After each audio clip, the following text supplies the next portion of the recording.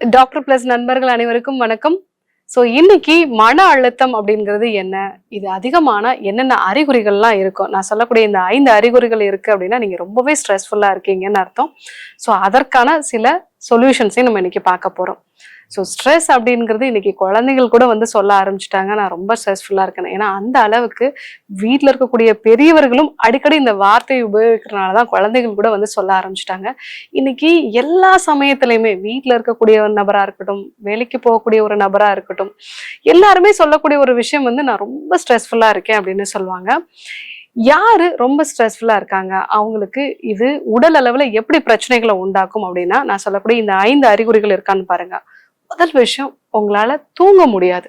Night தூங்கணும்னு நீங்க பெட்டுக்கு போவீங்க, 2 மணி நேரமா நீங்க இன்னைக்கு காலையில இருந்து நடந்த விஷயங்களை பத்தியே யோசிச்சுட்டு இருப்பீங்க. இல்ல இந்த விஷயம் வந்து ஏன் தவறா போச்சு, இல்ல ஃபியூச்சர்ல இந்த விஷயத்தால என்னென்னலாம் பாதிப்புகள் வரும், இந்த மாதிரி நீங்க தூக்கத்தை தொடங்குறதே ரொம்ப வந்து சிரமமா இருக்கு.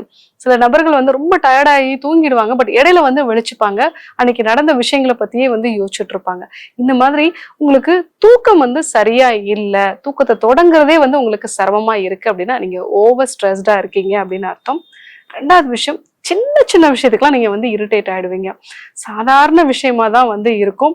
ஸோ காலையில எழுந்திரிச்ச உடனே நமக்கு ஏதாவது ஒரு விஷயம் வந்து நடக்குது அப்படிங்கும் பொழுது, நம்ம கீழே வந்து ஒரு சில பொருட்களை வந்து போட்டிருப்போம், இல்லை வந்து டிராஃபிக்ல வந்து மாட்டியிருப்போம், ரொம்பவே வந்து இரிட்டேட் ஆயிடுவோம். ஸோ இந்த மாதிரி சாதாரண விஷயம், அன்றாடம் நடக்கக்கூடிய விஷயத்துக்கு கூட ரொம்ப அதிகமா வந்து இரிட்டேட் ஆகுறது. இன்னும் இதுக்கு ஆப்போசிட்டா சில பேர்லாம் வந்து பாத்தீங்கன்னா சின்ன சின்ன விஷயத்துக்குலாம் அழ ஆரம்பிச்சிடுவாங்க. ஸோ இது வந்து ஓவர் ஸ்ட்ரெஸ்டா இருக்காங்க அப்படிங்கிறது அர்த்தம். அதே மாதிரி ஒரு சிலருக்கு வந்து பாத்தீங்க அப்படின்னா கான்சென்ட்ரேட் பண்ண முடியாது. ஒரு பேராகிராஃப் படிப்பாங்க, திருப்பி திருப்பி அதே வந்து படிச்சுட்டு இருப்பாங்க. ஏதோ ஒரு மீட்டிங் வந்து அட்டன் பண்ணுவாங்க, அந்த மீட்டிங் அட்டன் பண்ணி அவங்க சொல்ற விஷயங்கள் வந்து அவங்க மைண்டுக்குள்ள போற மாதிரி தான் இருக்கும்.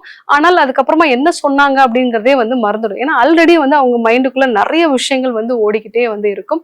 ஸோ அதனால அவங்களால ஒரு விஷயத்த கான்சென்ட்ரேட் பண்ணி வந்து பண்ண முடியாது. இன்னும் குழந்தைகள் வந்து ரொம்ப ஸ்ட்ரெஸ்ஃபுல்லா இருந்தாங்க அப்படின்னா அவங்களுடைய இந்த நினைவாற்றல் திறன் வந்து ரொம்பவே கம்மியா இருக்கும். ஸோ இந்த அறிகுறிகள்லாம் இருக்கு அப்படின்னா அவங்க ரொம்ப ஸ்ட்ரெஸ்ஃபுல்லா இருக்காங்க அப்படிங்கிறது அர்த்தம். அதே மாதிரி ஏதாவது ஒரு பெயின் வந்து சொல்லிட்டே வந்து இருப்பாங்க. பாடி பெயினோ ஹெட் ஏக்கோ ஏதாவது ஒரு பெயின் வந்து சொல்லிட்டே இருப்பாங்க. ஏன்னா நீங்க மென்டலி எக்ஸாஸ்டா இருந்தீங்க அப்படின்னா அது பிசிக்கல் சிம்டம்ஸா நிறைய சமயங்கள்ல உங்களுக்கு தெரியும். இது சைக்கோசோமேட்டிக் டிசார்டர்ஸ் அப்படின்னு நம்ம சொல்லுவோம். ஸோ ஏதாவது ஒரு வலி சொல்லிக்கிட்டே இருக்காங்க, ஏதாவது ஒரு அசௌகரியம் வந்து சொல்லிக்கிட்டே இருக்காங்க. இதே மாதிரி பாத்தீங்கன்னா சுகர்லாம் வந்து ரொம்ப அதிகமா வந்து போயிடும். நான் வந்து ஃபுட்டெல்லாம் கரெக்டா தான் இருக்கு அப்படின்னு சொல்லுவாங்க, ஆனாலும் வந்து அவங்களுக்கு சர்க்கரை வந்து கட்டுப்பாட்டுக்குள்ளே வந்து இருக்காது. இந்த மாதிரி பிசிக்கலான சில சிம்டம்ஸ் எல்லாம் இருக்கு அப்படின்னா நீங்க ஓவர் ஸ்ட்ரெஸ்டா இருக்கீங்கன்னு அர்த்தம். இன்னொரு விஷயம், பால்பிட்டேஷன் வந்து இருக்கும். ஸோ பால்பிட்டேஷன் அப்படிங்கிறது ஒரு பதட்டமான ஒரு நிலை. அவங்களோட ஹார்ட் பீட் பார்த்தீங்கன்னா இயல்பை விட அது வந்து அதிகமாக வந்து இருக்கும். ஸோ நார்மலாக வந்து அவங்க ரெஸ்ட் எடுக்கும்போது அவங்களுடைய ஹார்ட் வந்து அவங்க இந்த பல்ஸ் ரேட் எல்லாமே வந்து அவங்களுக்கு குறையணும், நார்மலாக இருக்கணும். ஆனால் இவங்களுக்கு வந்து பார்த்தீங்கன்னா எப்பவுமே வந்து அதிகமாக தான் இருக்கும். சின்ன சின்ன விஷயத்துல கூட வந்து ஒரு பதட்டம் ஆவாங்க. இந்த மாதிரி வீட்டில் யாராவது காலிங் பெல் வந்து அடிச்சாலும், யாராவது சத்தமாக கொஞ்சம் பேசினா கூட உடனே வந்து ஒரு படபடப்பு வந்து இருக்கும். இந்த மாதிரி ஒரு பால்பிட்டேஷன் இருக்கு அப்படின்னா நீங்க ஓவர் ஸ்ட்ரெஸ்டா இருக்கீங்க, அதுவும் ரொம்ப நாளா ஓவர் ஸ்ட்ரெஸ்டா இருக்கீங்கன்னு அர்த்தம். இந்த அறிகுறிகள்லாம் இருக்கு அப்படின்னா உங்க ஸ்ட்ரெஸ் அப்படிங்கிறது உங்க மைண்டை தாண்டி உங்களோட உடம்புல நோயை உருவாக்க ஆரம்பிச்சிடுச்சு அப்படிங்கிறது அர்த்தம். இந்த டைம்ல நம்ம அலர்ட் ஆக வேண்டியது அவசியம். ஏன்னா இன்னைக்கு 90% நோய் அப்படிங்கிறது வந்து மனதினாலதான் வந்து உருவாகுது. வெறும் 10% தான் நம்ம ஏதாவது ஒரு ஆக்சிடென்டலோ ஈவன் நமக்கு இன்ஃபெக்ஷன்ஸ் வர்றது கூட தொடர்ந்து ரொம்ப ஸ்ட்ரெஸ்ஃபுல்லா இருந்து நம்ம நோய் எதிர்ப்பு சக்தி கம்மியா இருக்கும் பொழுதுதான் இந்த மாதிரியான நோய்கள்லாம் உருவாகுது. ஸோ இந்த ஓவர் ஸ்ட்ரெஸ்ஸா இருக்கிறதுனால என்னென்ன நோய்கள்லாம் நம்மளை வந்து சீக்கிரமா தாக்கலாம் அப்படின்னா ஃபர்ஸ்ட் பிபி தான். ஸோ பிபி வந்து ரொம்ப ஈஸியா நமக்கு வந்துடும். அந்த பிபியோட அளவு அதிகமாகும் பொழுது இதே சம்பந்தமான நோய்கள் இதுக்கெல்லாம் பார்க்குறோம். 30 வயதுலலாம் வந்து ஹார்ட் அட்டாக் வருதுன்னுலாம் நம்ம பார்க்குறோம். இதுக்கெல்லாம் காரணமே இந்த அதீதமான ஸ்ட்ரெஸ் தான். சரியான இரவு தூக்கம் வந்து அதனால இல்லை.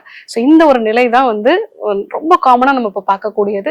ரொம்ப ஓவரா ஸ்ட்ரெஸ் ஆனோம் அப்படின்னா பிபியும் இதே சம்பந்தமான நோய்களும் வந்து வரலாம். அதே மாதிரி ரொம்ப அதிகமா மன அழுத்தம் இருக்கிறவங்களுக்கு சர்க்கரையும் கட்டுப்பாட்டுக்குள்ள இல்லாம இருக்கலாம். ஏன்னா நிறைய நபர்களை நான் வந்து பார்த்திருக்கேன், நைட்டு தூங்க போறதுக்கு முன்னாடிதான் அன்னைக்கு நடந்த விஷயங்களை பத்தி எல்லாம் வந்து யோசிப்பாங்க. ஸோ இதுலலாம் ஏன் வந்து கரெக்டா நடக்கல, ஸோ இந்த மாதிரி விஷயங்கள் கரெக்டா நடக்காதனால ஃபியூச்சர்ல நமக்கு என்னெல்லாம் வந்து பிரச்சனைகள் வரும், இந்த மாதிரி ஒரு பயத்தோடய வந்து அவங்க தூங்க போவாங்க. இரவு முழுவதும் அவங்க உடம்பு வந்து பிளட் சுகரை வந்து இன்க்ரீஸ் பண்ணிட்டே இருக்கும். ஏன்னா நீங்க ஒரு வேலையை செய்யணும்னு உங்களுடைய மூளைக்கு வந்து நீங்க கொடுக்கும் பொழுதே உங்க உடம்புக்குள்ள ரத்த சர்க்கரை வந்து அதிகமாயிடும். அதுக்கேற்ற மாதிரி உடம்பு வந்து ப்ரிப்பேர் ஆயிடும். ஸோ அந்த மாதிரி நிலைகள்ல தான் நிறைய பேருக்கு இந்த ஃபாஸ்டிங் பிளட் சுகரோட லெவல் வந்து ரொம்ப அதிகமா இருக்கும். அவங்க எல்லாருக்குமே மன அழுத்தம் அதிகமா இருக்கிறதும் கல்லீரலோட செயல்திறன் கம்மியா இருக்கிறதும் தான் முக்கியமான காரணம். இது மட்டும் இல்லாம ஈவன் புற்றுநோய் வர்றதுக்கு கூட மன அழுத்தம் அப்படிங்கிறது ரொம்ப முக்கியமான காரணமா இருக்கும்.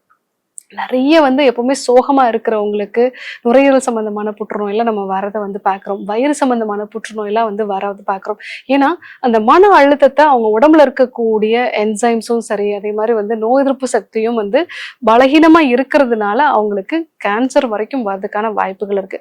இந்த மாதிரி ரொம்ப ஸ்ட்ரெஸ்ஃபுல்லா இருக்கேன் டாக்டர், எனக்கு தெரியுது நோயை வந்து அதிகப்படுத்துது அப்படிங்கிறது எனக்கு தெரியுது, இதை நான் எப்படி சரி செய்கிறது அப்படின்னா, முதல்ல நீங்க நல்ல இரவு தூக்கம் வர மாதிரி பார்க்கணும். நைட்ல தூங்க போறதுக்கு முன்னாடி உங்க கால்கள்ல நல்லா தேங்காய் எண்ணெய் வச்சு ஒரு மசாஜ் மாதிரி வந்து பண்ணுங்க. ஸோ அந்த மாதிரி மசாஜ் பண்ணும் பொழுது அது உங்க பாடியில இருக்கக்கூடிய நரம்புகள் எல்லாத்தையுமே ரிலாக்ஸ் பண்ணும். நல்ல இரவு தூக்கம் வந்து வரும்.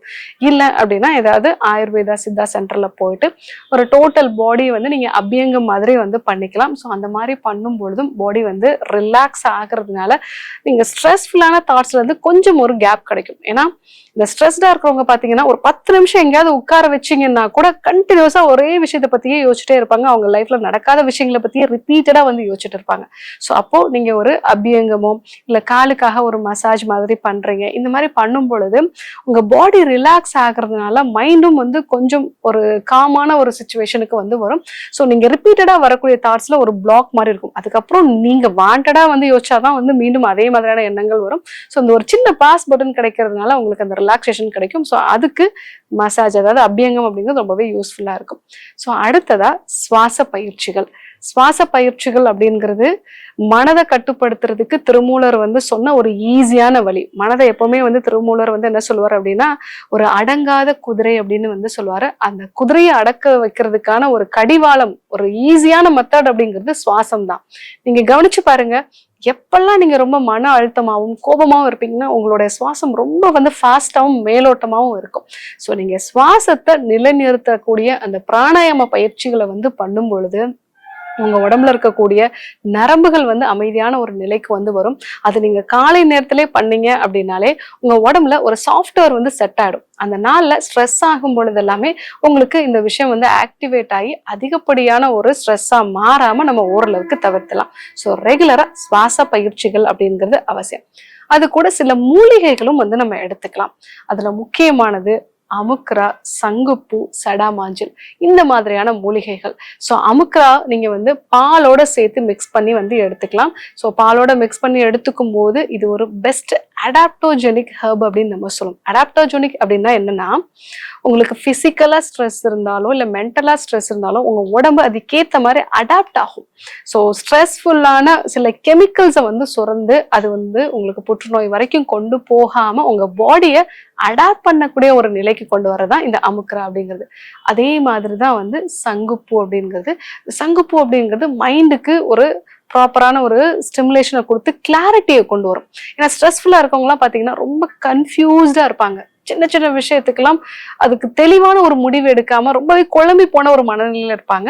ஸோ இந்த சங்குப்பூ சேர்ந்த டீ, அதாவது ஒரு ப்ளூ கலர்ல வந்து நமக்கு அந்த டீ எடுத்துக்கும் போது மைண்டுக்கு ஒரு நல்ல கிளாரிட்டி வந்து கிடைக்கும். அதே மாதிரிதான் சடாமாஞ்சில் அப்படிங்கிறது.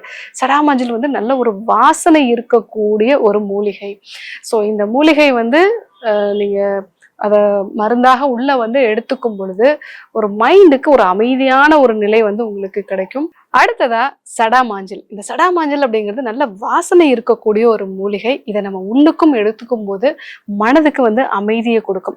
ரத்த அழுத்தம் அதிகமா இருக்கு, இதே சம்பந்தமான பிரச்சனை இருக்கு அப்படின்னு சொல்றவங்க இந்த சடாமாஞ்சில டீ மாதிரி வந்து நம்ம எடுத்துக்கலாம். அது மனதுக்கும் அமைதியை கொடுக்கும். தொடர்ந்து நம்மளுடைய எண்ணங்கள் வந்து ரொம்ப ஃபாஸ்டா இருக்கிறதுக்கு கொஞ்சம் வந்து ஒரு அமைதியான ஒரு மனநிலையை வந்து கொடுக்கும். இந்த மாதிரி மூலிகைகளை வந்து நம்ம எடுத்துக்கலாம். ஸோ இதுவும் வந்து உங்களுடைய மனதுக்கு அமைதியை கொடுத்து ஸ்ட்ரெஸ்ஸை வந்து குறைக்கும். இது மட்டும் இல்லாம உங்களுக்கு பிடிச்ச வேலைகளை நீங்க அட்லீஸ்ட் ஒரு நாளைக்கு ஒரு அரை மணி நேரத்துல இருந்து ஒரு 3/4 மணி நேரமாவது நீங்க பண்ணணும். உங்களுக்கு அந்த வேலையை செய்யும் போது எந்த விதமான ஒரு ஒரு நம்ம அந்த வேலையை செய்யறோங்கிற ஒரு உணர்வே இல்லாம நீங்க அந்த வேலைகளை செய்யும் பொழுதுதான் அது உங்களோட மைண்டுக்கு நல்ல ஒரு காம்னஸை வந்து கொடுக்கும். ஃபார் எக்ஸாம்பிள் வந்து சில பேருக்கு குக்கிங் அப்படிங்கிறது ரொம்பவே வந்து பிடிக்கும், இல்ல கார்டனிங் அப்படிங்கிறது ரொம்ப பிடிக்கும், இல்ல நல்ல ஒரு இயற்கையில வந்து ஒரு வாக் போறது அப்படிங்கிறது ரொம்ப பிடிக்கும். ஸோ இந்த மாதிரியான சில ஆக்டிவிட்டீஸை நீங்க டெய்லி பண்ணும் பொழுது உங்களுடைய ஸ்ட்ரெஸ் ஹார்மோனோட அளவெல்லாம் குறைய ஆரம்பிக்குது அப்படிங்கிறது ரீசன்ட் ரிசர்ச்ல வந்து சொல்றாங்க. ஸோ இந்த விஷயங்கள் எல்லாம் நீங்க வந்து ஃபாலோ பண்ணீங்க அப்படின்னா உங்களுடைய ஸ்ட்ரெஸ் வந்து குறையும். இல்ல டாக்டர் என்னால இதெல்லாம் ஃபாலோ பண்ண முடியல அப்படின்னு சொல்லும்போது நீங்க அஸ்வகந்தா, அதே மாதிரி சடாமாஞ்சில், இந்த மாதிரி மூலிகைகள் அடங்கிய மானசா கேப்சூல்ஸும் வந்து எடுத்துக்கலாம்.